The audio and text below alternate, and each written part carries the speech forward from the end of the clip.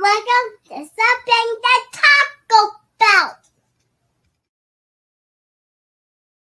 Hi, welcome to Something to Talk About. My name is Taco. I got a little video for you, doing one of them, A Song of Ice and Fire locations, and we're headed to the Westerlands for the first time. We're checking out Clegane's Keep. Yeah, it's a horrible place. Small trigger warning, we're talking about Clegane's. Nothing too horrible. Just keep in mind, not good people, right? Especially Gregor. All right. Not good person. Sandor's okay. Still a violent person. But anyways, this episode ended up being very small, and that's okay. When I started doing these Song of Ice and Fire locations, oh, by the way, if you don't know what's going on here, this is what's going on. And spoilers for the books and the shows, and I'm gonna be talking to you nonstop, no editing, like I'm just sitting right next to you, right? Just that conversation feel. And yeah, when I first started doing these location videos, I set it up, and I still have it like this, where I have it in rounds of each kingdom plus Essos and Sithorios has one spot, and then the wall and beyond the wall have another spot, right? And I did it like that, so it wasn't like going to be all Riverlands or all this or all that. But the issue with that is not all areas are explored equally. And yeah, certain areas I'm going to have a lot more information on. And Westerlands is, at least as of now, Winter hasn't came out yet, we've never gone to... Are you going to focus? Jeez. All right. There you go. We've never gone to the Westerlands. So there isn't a location in the Westerlands that I can really give a lot of description for. And I didn't really know what to pick. I have other ones picked for the other rounds. I do know what I'm going with now. But just keep in mind, going forward, when we do Westerlands, they're going to be smaller videos. And there's going to be a lot less to go on because we've never been to said locations. And that's what we got. So we're starting with Clegane's Keep, like I said, and I'm going to do a video for, or do a slide for the Westerlands in general. And then I only got 3 slides, and 2 of them are almost all quote. So, yeah. Westerlands. So the Westerlands, historically, the Kingdom of the Rock, are a region in the west of the continent of Westeros. Before Aegon's conquest, it was ruled by the Kings of the Rock. People of the Westerlands are known as Westermen. The Westerlands are ruled from Castle Rock by House Lannister. Notable bannermen have included House Banefort, Brax, Broom, Clegane, Crakehall, Farman, Lefford, Leiden, Marbrand, Payne, Prester, Rain, Serret, Swift, Tarbeck, and Westerling. So, yeah, the customary surname of the bastards who, of noble origin born in the Westerlands is Hill. And the Westerlands are known for its rugged hills, rolling plains, and fertile fields, and broadleaf forests. The land contains lakes and rivers, and hills conceal systems of caves and caverns. The region lies along the coast of the Sunset Sea, with Ironman's Bay and the Iron Islands to the north. And full of hills and crags, the Westerlands are dotted with mines from which pour gold, silver in astonishing quantities. So I drew a little circle there with an arrow going to it, and that's about where Clegane's Keep is. Clegane's Keep is super close to Lannisport, which is very close to Castle Rock. And yeah, I know that I feel like when I did my first video, I had such good description from the book, which was my Whispers video, where I could explain in great detail how to get there and like the landscape. And sadly, we're just not going to get that for any Westerlands. Yeah, the best you're going to get is a blanket description of the Westerlands and then like an arrow. You're not going to get any maps besides that. I'm sorry. So let's talk about House Clegane. House Clegane is a house of landed knights from the Westerlands. They hold fealty to Castle Rock, House Lannister, and are among the primary bannermen. Their lands are southeast of the Rock and include a towerhouse, which, according to semi-canon sources, which is the Game of Thrones viewer's guide, it is named Clegane's Keep. So I'm going to be calling it Clegane's Keep because, as far as I'm concerned, semi-canon sources are canon until they're not, right? Like if the HBO viewer's guide or the unabridged versions of A World of Ice and Fire say something, I'm going to go with that's true until a book or George, actually more a book, say it's not, right?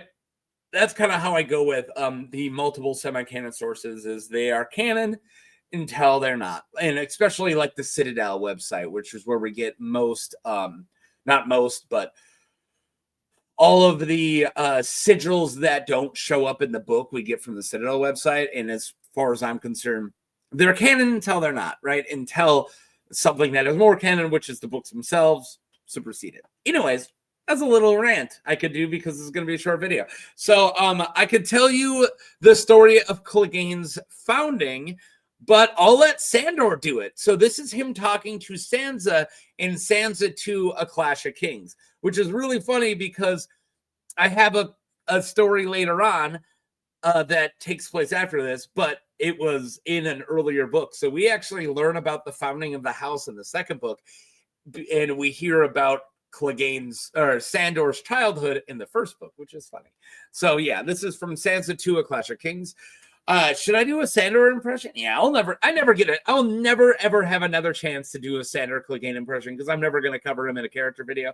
Probably in a live stream one day, definitely. But yeah, I like dogs better than knights. My father's father was a kennel master. Yeah, there you go. Kennel master at the Rock. One autumn year, Lord Tytos came between a lioness and her prey. The lioness didn't give a it's late enough in the video, I can swear.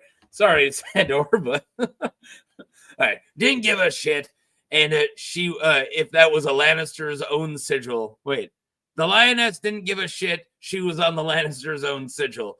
Bitch tore into my lord's horse, and it would have done it for my lord too. But my grandfather came up with the hounds. 3 of his dogs died running her off. My grandfather lost a leg.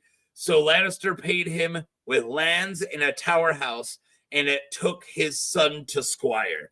The 3 dogs on our banner are the 3 that died. The yellow autumn in the yellow autumn grass. A hound will die for you, but never lie to you. And he'll look you straight in the face. He cupped her jaw, so this is Sansa's jaw, raising her chin, his fingers pinching, his fingers pinching her painfully. And that's more than little birds can do, is it? I never got my song. All right, there you go. For you Sansa and Sandor shippers out there.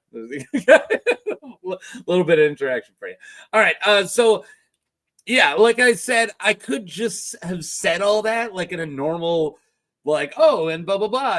And grandfather Clegane saved Tytos Lannister from a lioness.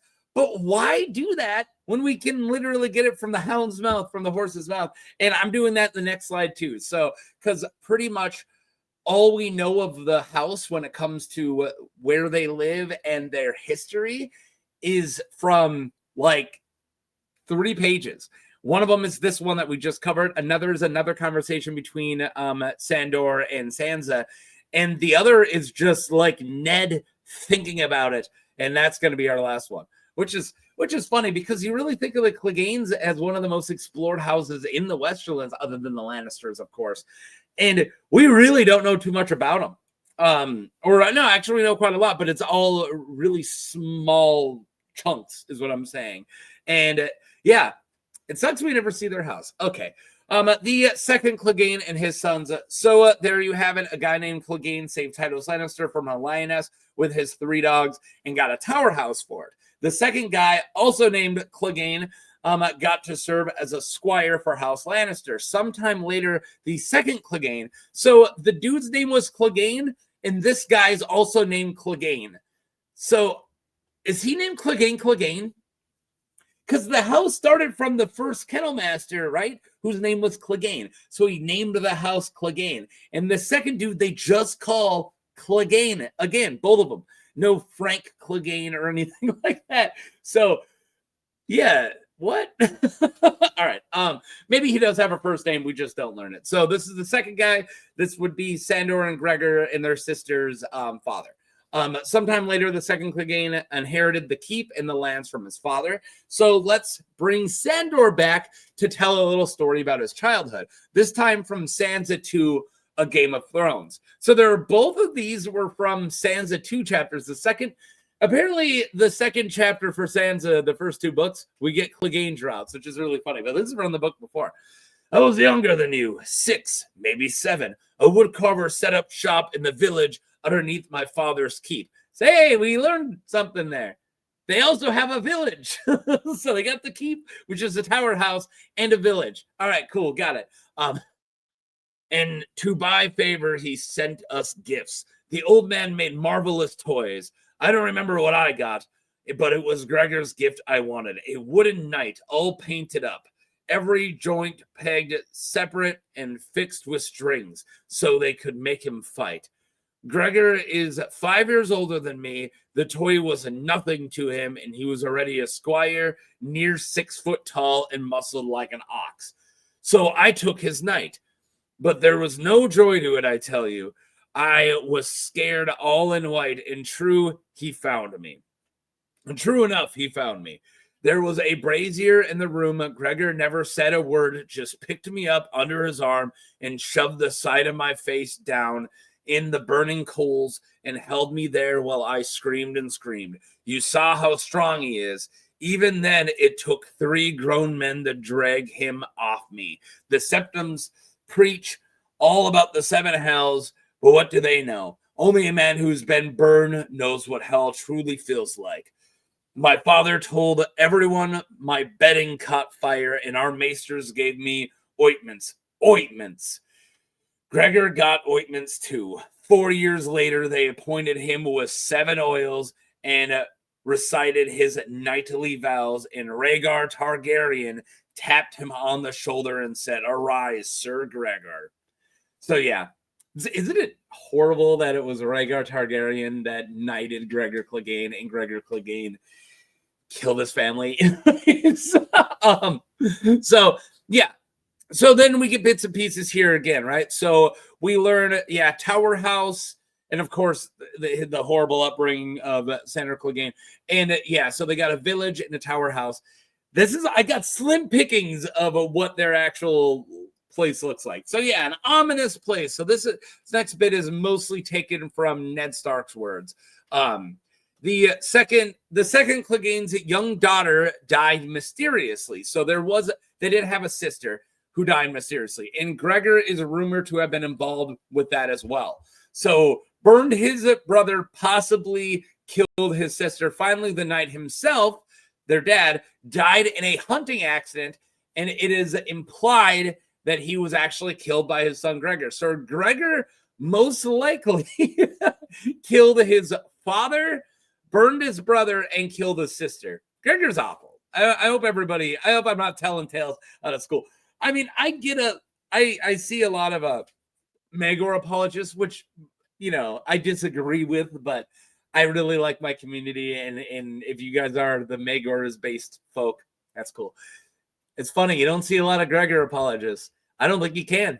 I really don't think. I think if you weren't a Gregor apologist, I wouldn't trust you around my family. Because Gregor doesn't do the only thing you can say is he is plagued by headaches, and he is most likely really mentally ill. But that doesn't give you, Gregor, any excuses. Just because you constantly have migraines doesn't mean you get to just constantly murder your family and get away with it. So yeah. Gregor had inherited the keep, the gold, and the family estates, along with the nearby village. His younger brother, Sandor, left the same day his father died to take service with the Lannisters as a sworn sword. So yeah, Sandor got way out of there. The second his dad died, literally What happened? Dad died in a hunting accident. Yeah, deuces. And then he got out of there because he probably knew just then Sandor's probably going to murder me. Gregor's probably going to murder me because Gregor's crazy. So yeah, so he left the same day his father died to take service with the Lannisters as a sworn sword. And it was said that he never returned, not even for a visit. So yeah, Sandor Clegane has never gone back to this place after his dad died. It was also said that his keep was a grim place where servants disappeared unaccountably, and even the dogs were afraid to enter the hall. And it's a dog, like, the whole thing was like kennel masters and dogs, and the dogs don't even go on. At the start of the books, Gregor was soon to be married. Yeah, so we hear about this, but I don't know how this wedding went. Gregor was soon to be married for the third time, and one heard dark whisperings about the deaths of the other two wives.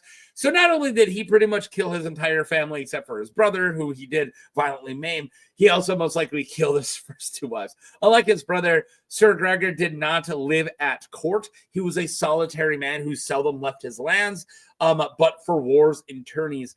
They do say that, but pretty much the entire books, granted the entire books were wars, but the entire books, Gregor is not at his lands, which is probably good. Like, if you worked there, it sounds like you would rather Gregor Clegane be at war because he's awful. So yeah, after the capture of Tyrion Lannister by Catelyn Stark in the first book, Tywin sends Gregor Clegane to raid Sheer, Windish Town, and the Mummers Ford in the Riverlands. Lord Eddard Stark, the Hand of the King, charges Lord Beric Dondarrion with riding to Gregor's keep to bringing the king's justice to the night. So we might have had people going there. We might have learned more about it. But no, Gregor Clegane ambushed Beric. Yeah, Beric's party was ambushed by Gregor at the Battle of the Mummers Ford, however. So yeah, he did go back, and we were sending people there, and then he's like, nope, and then killed them, and then kept doing War of the Five Kings. So that's all we got. Like I said, not a lot at all. So I hope we actually get chapters in the Westerlands, and I really hope we get to see, maybe with Gregor dead, and if Sandor's alive, I think it would be really cool if Sandor, Gregor's mostly dead. He's probably Robert Strong, but it would be really cool if Gregor or Sandor got to go back and then make the Clegane keep a good place, make it less terrifying and people just dying all the time. Turn the Mountains Men into the Hounds Men and make them not horrible. I don't know. I'm just an optimist. I'm normally not. This is the one time. All right. Thank you guys for watching. And yeah, sorry about not a lot of information. I literally gave you everything I could. It just wasn't a lot. And yeah, when it comes to Westerlands, anytime I'm going to make a video for them, it's going to be more like this one where I don't have a lot of information, but I'm still rambling. It's still not a tiny short video because I rambled the whole time. So yeah, thank you for watching. Click like, subscribe, and yeah, if you do have a spot specifically in the Westerlands other than Lannisport or Casterly Rock that you do want me to cover, let me know. I'll make sure it's one of the ones on my list. But keep in mind, I do want art from it at least. But really, there's not too much. So yeah, thank you guys for watching. Peace.